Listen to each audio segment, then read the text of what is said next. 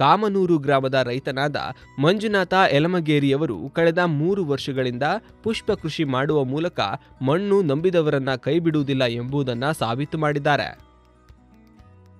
ಕಡಿಮೆ ನೀರನ್ನು ಬಳಸಿ ಮಾರುಕಟ್ಟೆಯ ಬೇಡಿಕೆಗೆ ತಕ್ಕಂತೆ ಪುಷ್ಪ ಕೃಷಿಗೆ ಈ ರೈತ ಮುಂದಾಗಿದ್ದಾರೆ.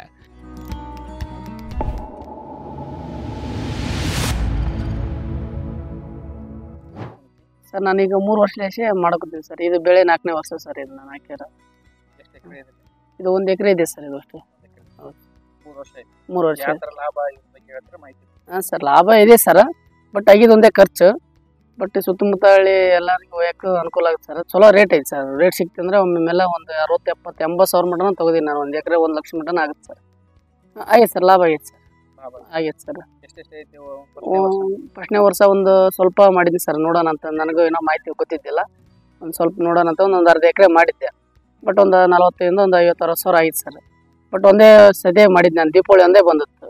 ನೆಕ್ಸ್ಟ್ ಟೈಮು ಮತ್ತೆ ನಾನು ದಸರಾ ನೋಡೋಣ ಅಂತಂದೇಳಿ 2 ಸದೇ ಟ್ರೈ ಮಾಡಿದೆ.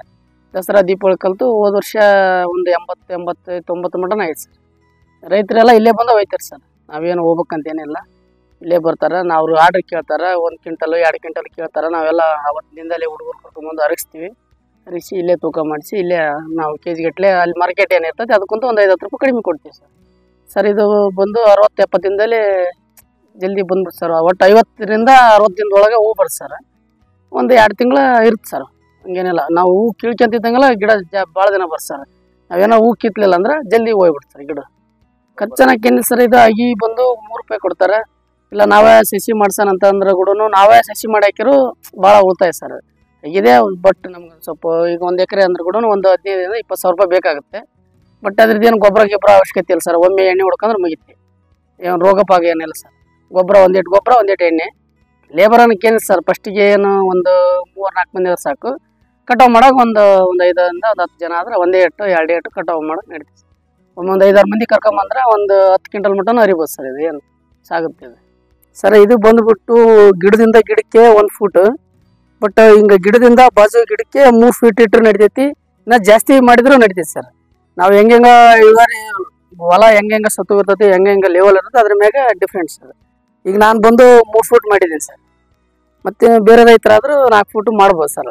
ಗಿಡ ಇಂಪ್ರೂವ್ ಆಗ್ತದೆ ಸರ್. ನಾವು ಹೂವು ಕೀಳ್ದಂಗೆಲ್ಲ ಇಂಪ್ರೂವ್ ಬರ್ತದೆ ಸರ್. ಜಾಸ್ತಿ ಏನಪ್ಪ ಅಂದ್ರೆ ಬಡ್ಡಿಗೆ ಇಟ್ಟು ಮಣ್ಣು ಕೊಡ್ಬೇಕಂದ್ರೆ ಸ್ವಲ್ಪ ಅಗಲ ಮಾಡ್ಬೇಕು ಸರ್. ಗಿಡಗಳು ಸ್ವಲ್ಪ ಜಾಸ್ತಿ ಅಗಲ ಐತೆ ಅಂದ್ರೆ ಸ್ವಲ್ಪ ನಾನು ಕೊಟ್ಟಿಲ್ಲ ಸರ್. ಈಗ ಮಣ್ಣು ನಾವು ಮತ್ತೆ ಇನ್ನೊಂದು ಏಟು ಹೊಡಿಬೇಕಾಯ್ತು. ಬಟ್ ನನಗೆ ಟೈಮ್ ಸಿಗಿಲ್ಲ.